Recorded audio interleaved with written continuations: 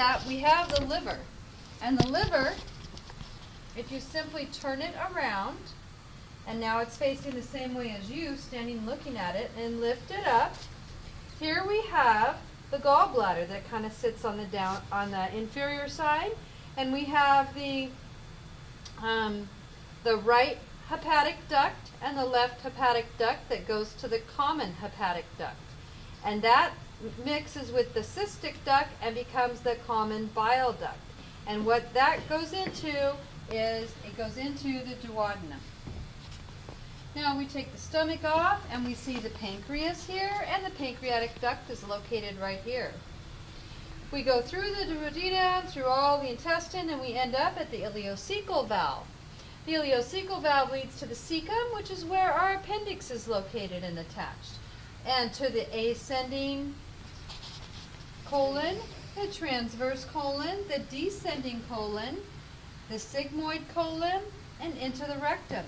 By the way, we also have some kidneys, a bladder, a trigonal area, pyramids, calyxes, and a renal pelvis in here, and ureters. This is all part of this chapter. Next, we're going to go to the female reproductive system model. And part of this model we're going to take a look at, put together first. And as you can see, we have the fimbriae that gently hold the ovary. And then we have the oviduct, or the fallopian tube, goes to the uterus. On the outside here we can also see the labia majora. Let's take that off. Inside here we have the fundus of the uterus, the corpus of the uterus, the myometrium, the endometrium on the inside. We have the cervix, we have the vagina, we have the bladder, we have the urethra, we have the labia minora, and the clitoris. Then we go to the male model. In the male model, we're going to find what we see on the outside is, first of all, we have the scrotal area that holds the testes, and this is the seminiferous tubules that are inside, the epididymis where the sperm grows, and the spermatic cord, which holds nerves, blood vessels, and the ductus deferens. This is the urinary bladder, this is the prostate, this is the penis, and this is the glands. When we open that up, we can see that the corpus spongiosum surrounds the urethra and makes the glans penis. The outside of that is called the prepuce, and to the anterior of that is the corpus cavernosum. Here we have the prostate gland and the ejaculatory duct that comes from the seminal vesicle, which has that milky substance. This is the urinary bladder. Here is rugae inside, you can see. All right. And next we go to the bladder model. I'm going to show you both bladders on here so you can see the difference. This is our bladder model, the trigone area, which is where the ureters come in, the rugae. This is the prostate gland on this. This is the male model, and the urethra. When we turn it around, there is no prostate gland, and there's that broad ligament. See that? Mm-hmm. Okay. And then we're going to go on to the kidney model. This is my favorite, personally. On the kidney model, we have the glomerulus. This is the afferent arteriole and the efferent arteriole, and these are the glomerular capillaries inside the glomerulus. Keep in mind, this is the distal convoluted tubule, and right here goes the juxtaglomerular apparatus, also known as JG apparatus, right here. This here is represented on this particular model as a yellow dot. I want you to keep in mind, every time you see a yellow dot and you see a distal convoluted tubule, you're going to know that right in between there is going to be a JG apparatus. Watch here simply. we have this is the loop of Henle, the distal convoluted tubule. Oh look, there's an afferent arteriole. Right there is going to be a JG apparatus. Let's follow this one. Okay, we go down, we have the proximal tubule, the loop of Henle. We come up, oh, afferent arteriole, distal convoluted tubule, JG apparatus. Do you see that? And this goes to the collecting duct, which goes to the renal, to the calyxes, which goes to the renal pelvis after that. These are peritubular capillaries that are right here. And then we enlarge it a little bit more, and we look at this one. And this one you can see we have the renal capsule, we have the renal cortex, we have the renal medulla. Here we have the, inside the medulla is where the loops come down inside. The glomerulus is in the cortex right here. And you can see how the, most of the time the pyramids are also come down in between. The glomerulus also comes down in between the pyramids. But you won't find any glomeruli in the pyramids. Only the loops and the peritubular capillaries. The distal convoluted duct goes to the collecting duct, which goes down into the calyxes, and the calyxes all empty into the renal pelvis. This is the renal pelvis until it gets to about here, and then it becomes the ureter, which goes to the urinary bladder. This is the colon, and what we have here is we have the ileocecal valve. Here we have the appendix. We have the ascending colon, the transverse colon, the descending colon, the sigmoid colon, and the rectum on that one. Next we go to female reproductive chart.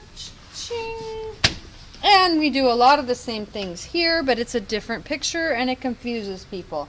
Here we have the ovary, which is covered by the fingers of the fembrae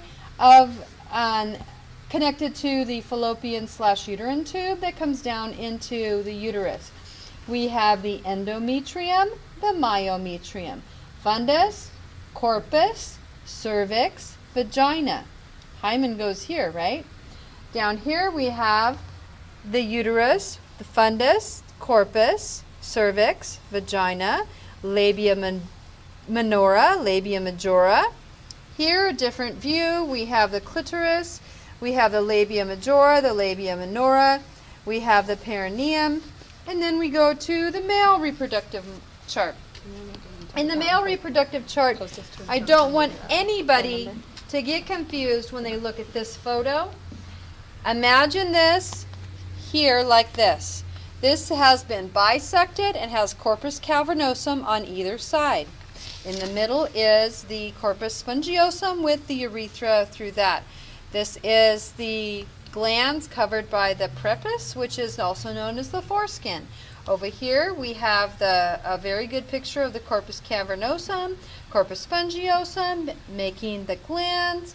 We have the scrotal sac with the testes, epididymis, and the ductus deferens, which comes back here to the seminal vesicle. Seminal vesicle picks up some fluid and goes through the ejaculatory duct, past the prostate, and into the urethra. Down here we have, once again, we have the spermatic cord, which has vessels, nerves, and the ductus deferens. Here's an example of the ductus deferens coming up on the one side and in the cutaway. Pregnancy and birth. Here we have the pregnancy and birth chart. In the pregnancy and birth chart, we have, I want you to know this is the placenta right here. And this is the umbilical cord, which contains 2 arteries, 1 vein. Down here we have labor. We have stage 2. This is stage 1. This is stage 2. Stage 3 is expelling the placenta. And stage 4 is controlling the bleeding. And that's what you would need to know on this chart. Digestive system chart is right here. And again, we have the liver, the gallbladder. You need to know the right and left hepatic ducts that make the common duct that comes together with the cystic duct and makes the common bile duct. Those are important concepts, and I'm going to show you again on the liver chart. We have the fundus of the stomach. We have the rugae. We have the pyloric sphincter. We have the ileocecal valve, appendix, cecum, ascending, transverse, descending, sigmoid, anus. Very important. Pancreas. To know all those things. When you get into the liver, you're going to have the same kind of stuff. You're going to look at the left hepatic duct, the right hepatic duct, the common hepatic duct. They merge with the cystic duct and become the common bile duct. Common bile duct dumps into the small intestine along with the pancreatic duct. And say that 3 times fast. And we have the kidney chart.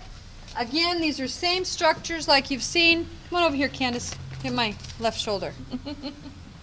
Over here we have the capsule, the cortex, the medulla, the pyramids, the calyxes, and the pelvis, renal pelvis, and the ureter, just like that.